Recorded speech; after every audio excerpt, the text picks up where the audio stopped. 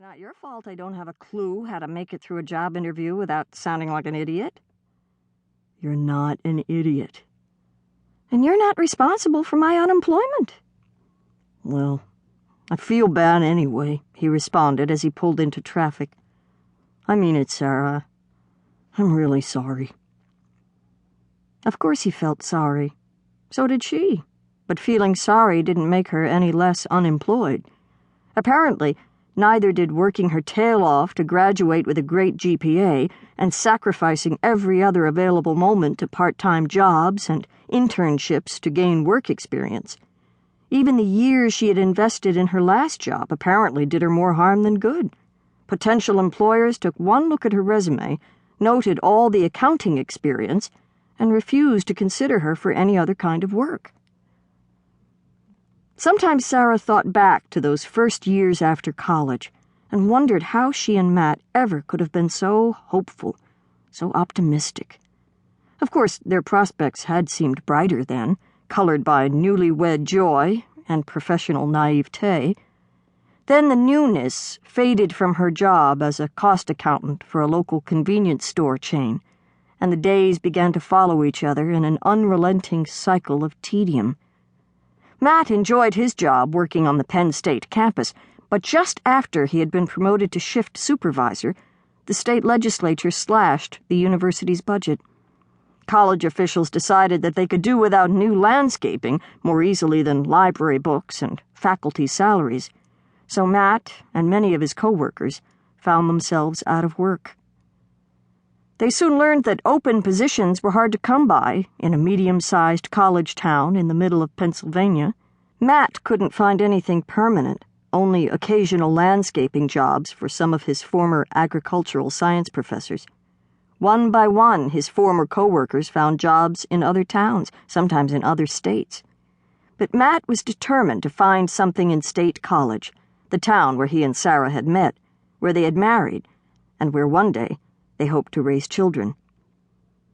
Eventually, even Matt's natural optimism waned, and he grew more discouraged every month.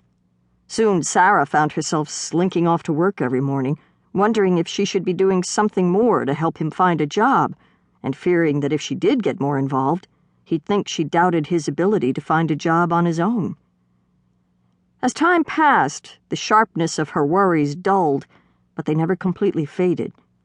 Matt made the best of the part-time work he managed to find, and Sarah was proud of him for it. She watched him persevere and tried not to complain too much about the drudgery of her own job. Instead, year after year, she put in her hours and collected her paychecks and thanked her boss for her annual bonuses.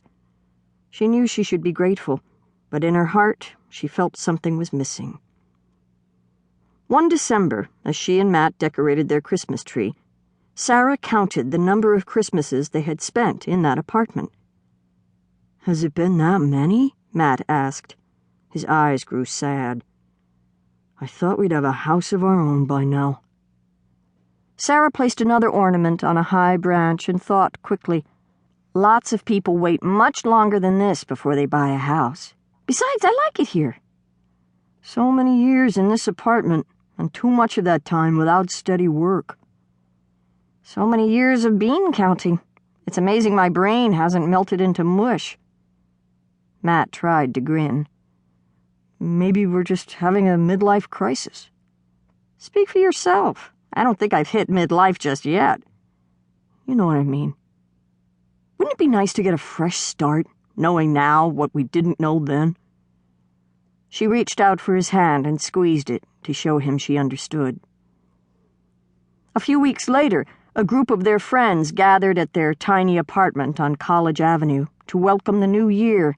They spent the day watching bowl games and proclaiming the superiority of the Nittany Lions, and in the last half hour before midnight, they watched the ball drop in Times Square on television and took turns announcing their New Year's resolutions.